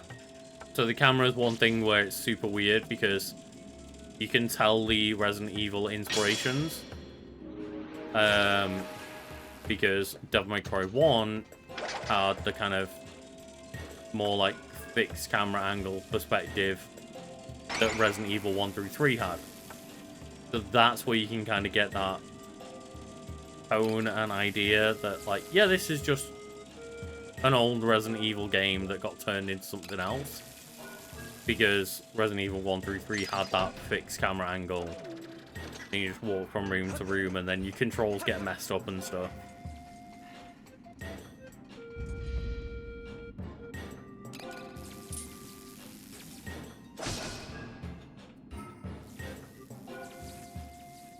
It's not necessarily the fact that it's like the fixed camera angle. It's the fact you'll like hold up, running into one room, then your perspective completely changes, so you'll move to like down, but the game expects you to still be like holding up to continue where you're moving. So you hold down, which reverses your movement, and then sends you back into the old room, and you're like, fuck, and you just spend your time going like back and forth between rooms, like, oh, fuck off.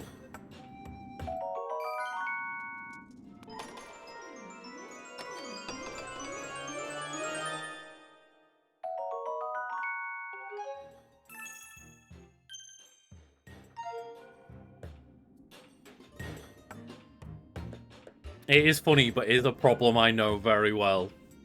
Yeah, of those, like, just those fixed camera angle games of, like, running into a room, immediately running back out of the room, and you're like, oh, for fuck! Ah! And it's funny and frustrating at the same time.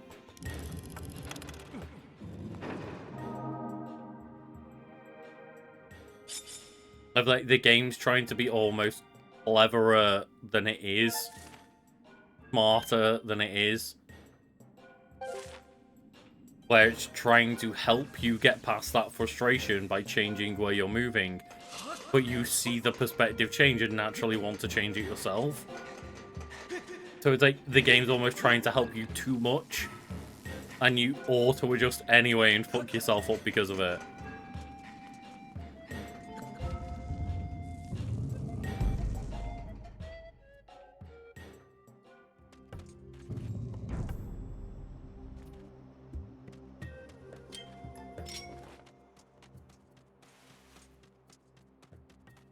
Okay, right, left.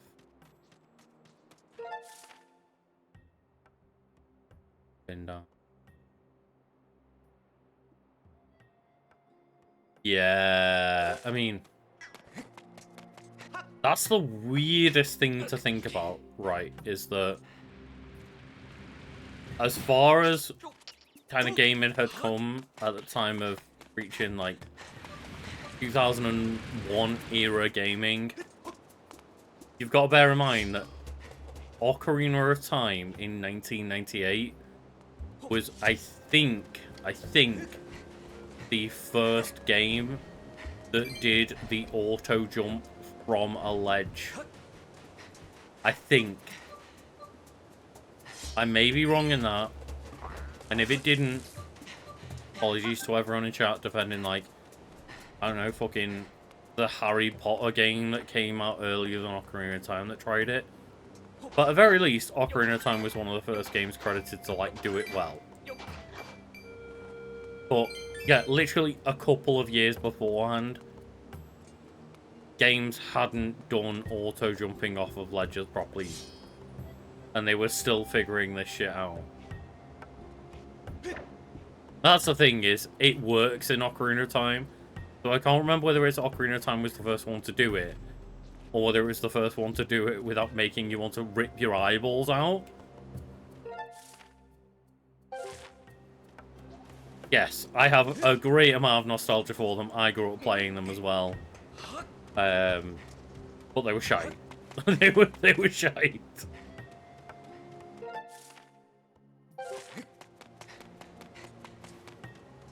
That PS1 Hagrid meme is, it's yeah, there's a reason it exists. Of like, dear God, this is what we had as children. That PS1 Hagrid, just the most polygonal face of all time.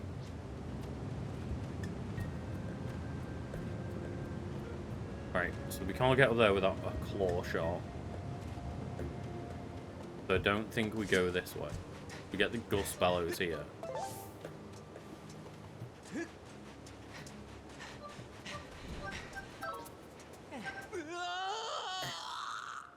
Okay then. Fuck do we go?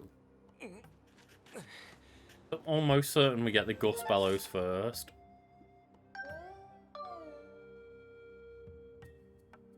Maybe there's like one down this way that it's not.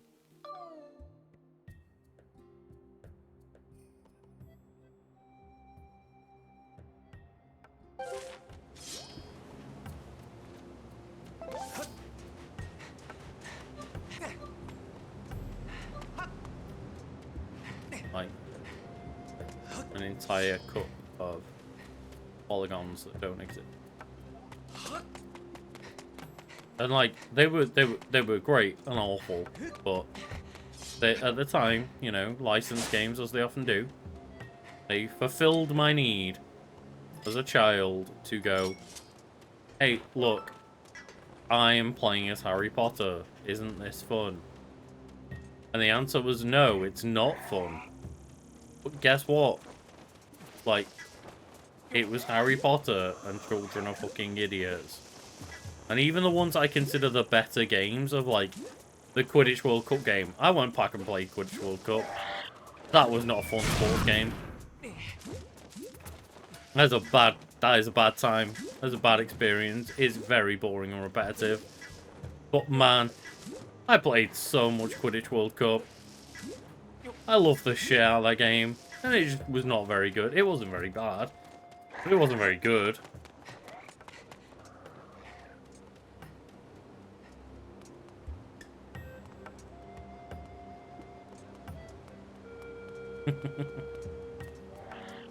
I do love the image of Link just drowning, not being able to help him. It became too good for Harry Potter 1. Oh, yeah.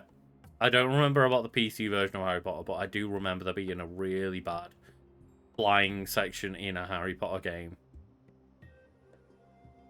I presume when you say, like, too good for your PC, it was just a case of, like, your PC version, like, became too up-to-date kind of thing of, like,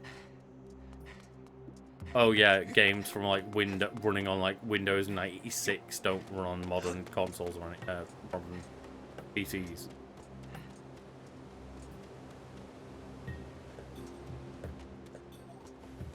I like to see people trying to... Why not? I mean, I'm not actually legitimately saying that, but that's not the worst thing I could be known to say on record. I could be on record saying many worse things than I enjoy watching Link drown in sand. I'll just say that I'm a really big fan of Let the Bodies Hit the Floor, and it's just my appreciation for that song shining through. Like, how could you hit the floor harder than drowning in sand?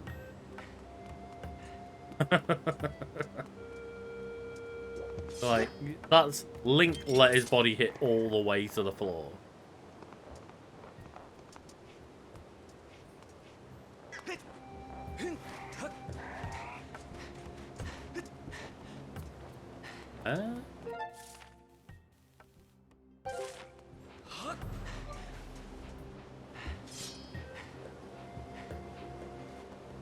Nope.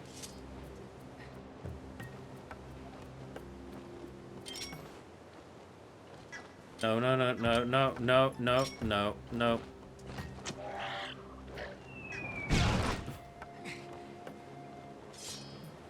But you can just see it coming a mile away.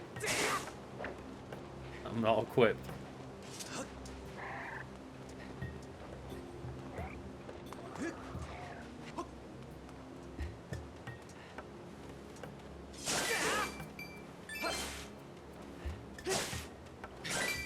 I mean, that's one thing I'd like to see. Link try and fight off just a pile of sand trying to drag him in. No, no! Ah! Goddamn.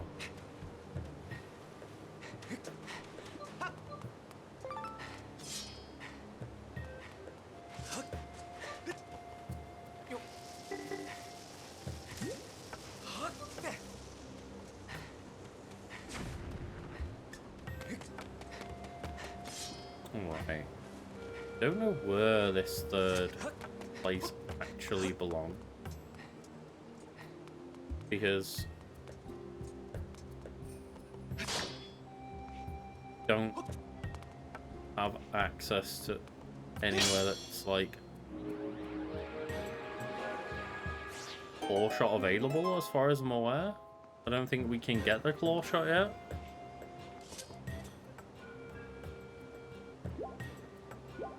think the claw shot targets are there for me to come back to.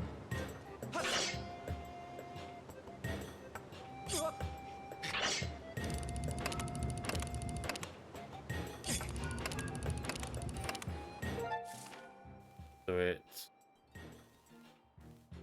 electric.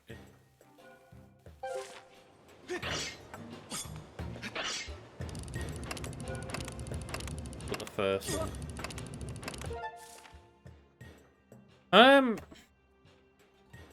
Excuse me while I enter Big Cheetah's mode. I was about to Google Big Cheetah's mode.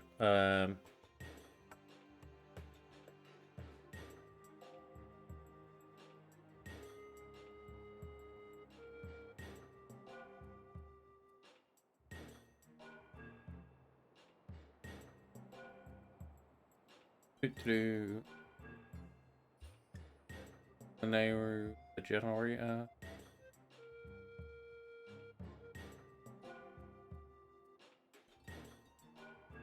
Oh, you can douse for it.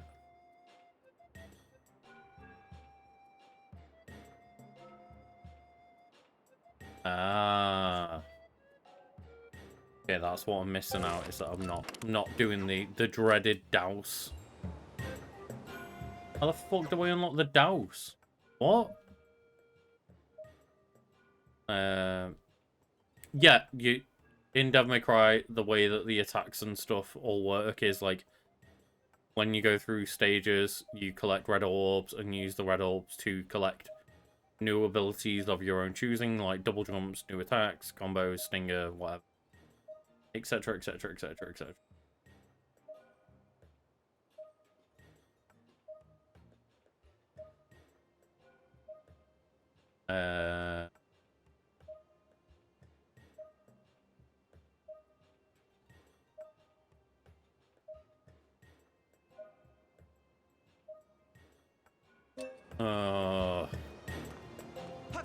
I've got to have spoken to this robot to give me the download for fee to give me the dowsing thing. So basically, like, I didn't speak to this one robot. The game is like, I can't let you figure this shit out.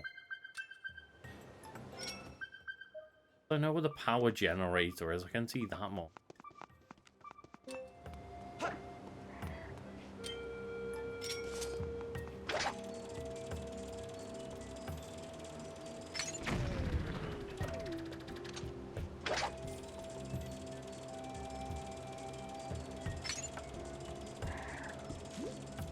First off, fuck this bird thing. I don't even care about the rupees. Just annihilate this bird. It's very generous with the pickup.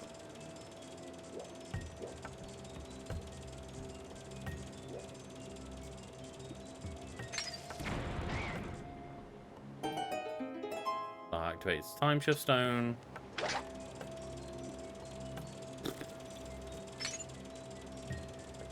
There is a boost on the bug.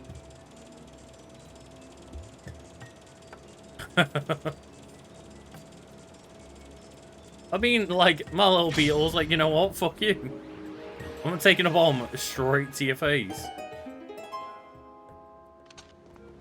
I think it was an appropriate reaction. Maybe not to that specific bird, but at very least to that bird's family.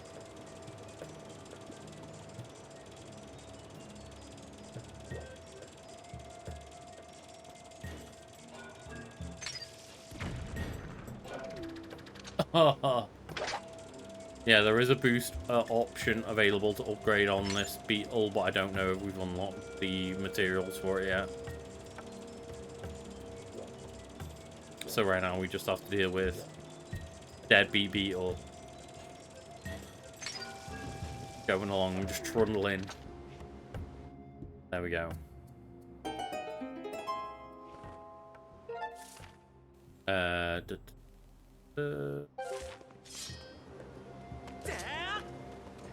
And just like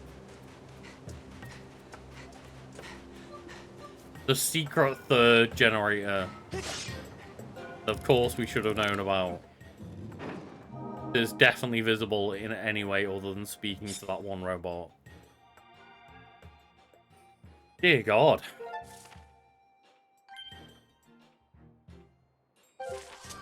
Yeah. Okay, we can just go to the back to that bird statue. Fast travel. Not that we really need it. It is just right there, but like this entire game abandons the entire idea of fast travel.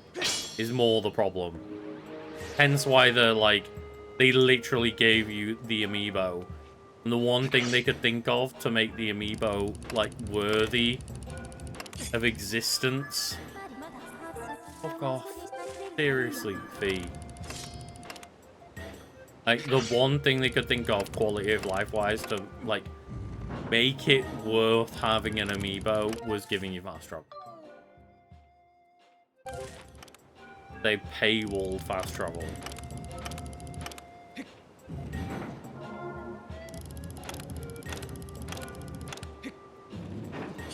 And that's essentially what amiibo are, right? It's like, when they have functions like that, it's paywalling fast travel. Like, people get pissed off at, like, the fucking Dragon's Dogma thing of, like, oh, well, if you want to buy more fast travels than are available in the game, which is already some, you have to spend extra on, like, unnecessary tokens for fast travel. Which most people agree you kind of don't really need, but I guess it's a bit silly. And not very needed, but probably a bit egregious. But like in this game, Nintendo go, oh, but it's a cute figure. But that's the only way to get fast travel in this game. Between the upper world and the lower world. We're gonna lock it behind a limited edition amiibo that you have to pay for. People just go, yeah. Yeah, I guess.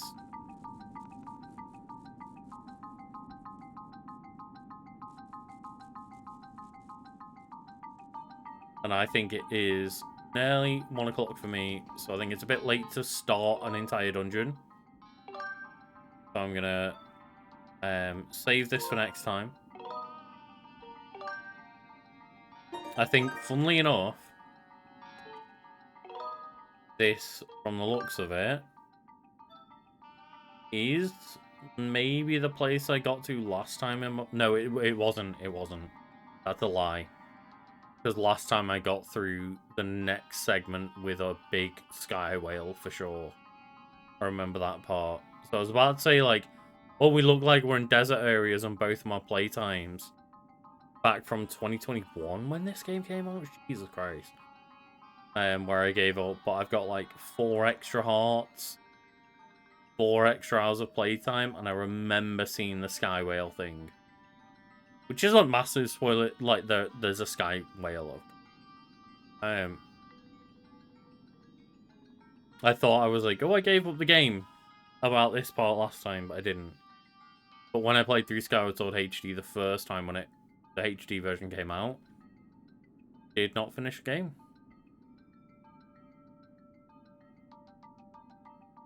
Scar Wall.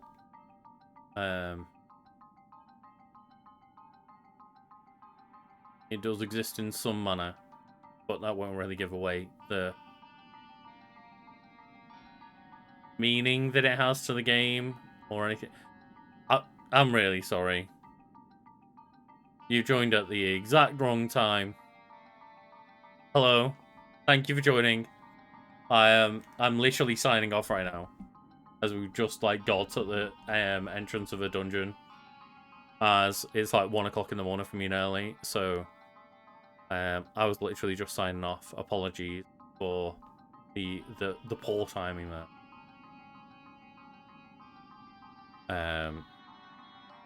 Yes, I will be back on Tuesday with more of this.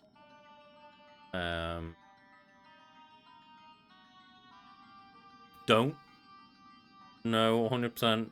if, like, the moment we hit the sub-goal for Mass Effect 3, whether we'll be starting it.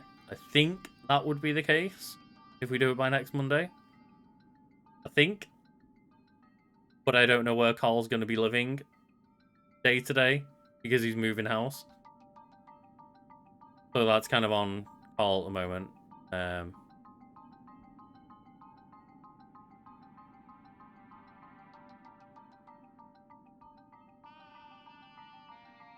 Yeah, well, like, you know, just one of those. So, like, I have to be semi-responsible. Try and make sure that I'm not signing off like past like 1, 2 a.m. I'll try and wake up for things, but yes, it is much appreciated for everyone joining in. I'll be back on Thursday. Yeah, see you later. Hopefully you can join in on another stream a bit earlier than me, like literally saying goodbye to people. But we'll be back on Thursday with some competitive Pokemon. Doing some like Scarlet and Violet battles just before all of like the nightmare Pokemon join in May, where we're gonna have to rethink our entire tactics and team and shit. Because, like, May is just the apocalypse for Pokemon at the moment, competitive-wise. Of, like, all the restricted Pokemon are going to get allowed in, basically. That'll be interesting. But next week will just be a kind of solidification of trying to figure out some other Pokemon that are unrestricted. Yeah, I hope everyone has a lovely day, evening, or night, wherever you are. If we don't do some Mass Effect next week, I'll just say let's continue our Fallout run, because that was fun. What time is the Wiki Weekends podcast tomorrow? It'll be 8 p.m. UK time. So I believe that's about like midday West Coast-ish for America. I think. But yeah, we're trying to just do like 8 p.m. UK time, the time being, to just, rather than doing it like 6 p.m. where it's a bit earlier for Americans, like at least try and give people in America the chance to join in. Yeah, if you don't remember, don't worry, Red Hot. But like, if you do remember to post that mod list for Fallout, go ahead. But I will be doing unmodded run for the like run that we have done on stream. I think it'll just be funny to keep it as like vanilla Fallout. And hey, if we play next Monday, we'll get to see what the next gen update is like and how that affects the game and stuff. So that'll be fun. Yeah, hope everyone has a lovely day, evening, on wherever you are, and thank you all for joining, everyone.